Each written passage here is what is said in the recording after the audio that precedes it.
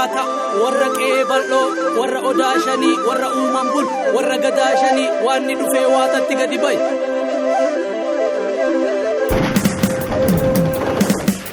Oromoon abbaa goota kumaati seenaa kokoradhee dhufe kunooti. Oromoon abbaa goota kumaati seenaa kokoradhee dhufe kunooti.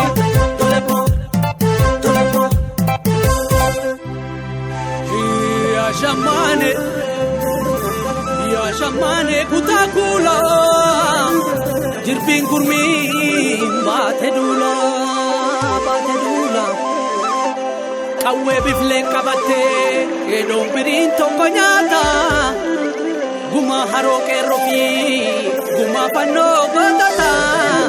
Yaa shammaane dhimmuu manaa nun dhibuu citaa tokko dhimmisu yaadan kabaa tolchinaa akka bishaan cimmisu.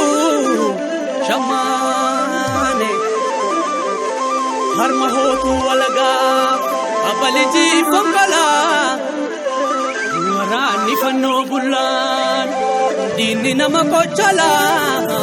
Yaa shammaane safuu yaa gaara kalee gootatu keessa galee diigameen diddiigamnee hurriituu marse malee hurriituu marse malee hurriituu marse malee hurriituu marse malee. Hindiigamnee hindiigamuu hindiigamnee hindiigamuu gaara booranaa dhiigeessituu ramoo gaara baareetuu raarri hundiigamuu gaara maachaa dhiigeessituu ramoo gaara tuulamaa raarri hundiigamuu.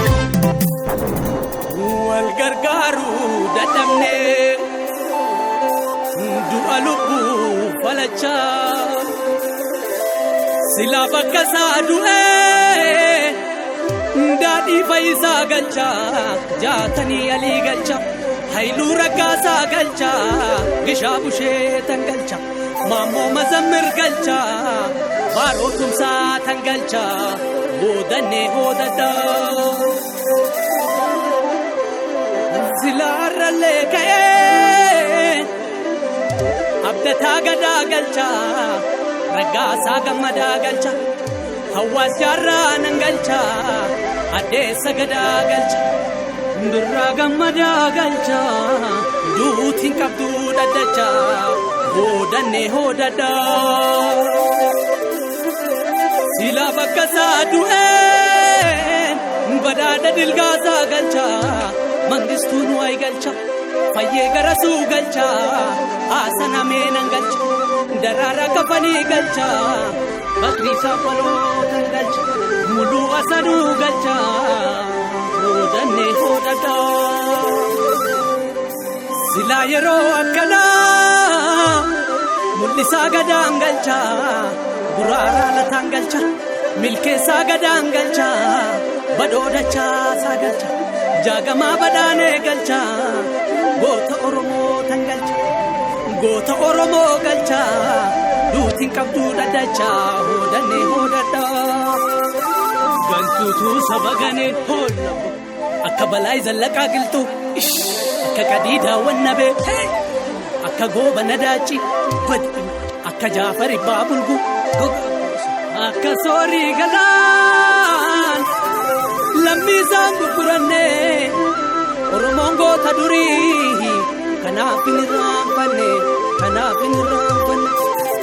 Hurriidhaan haguugame gaarri koo yoom diigame akka garbaa fi haroo akka galaanaaf laga dhiiga dhangalaasullee lubbuun itti baatullee iyya dabarsaa namuu irratti walii gallee gaarri diigamee dhumu hin diigamu hin diigamu hin diigamu hin diigamne hin diigamu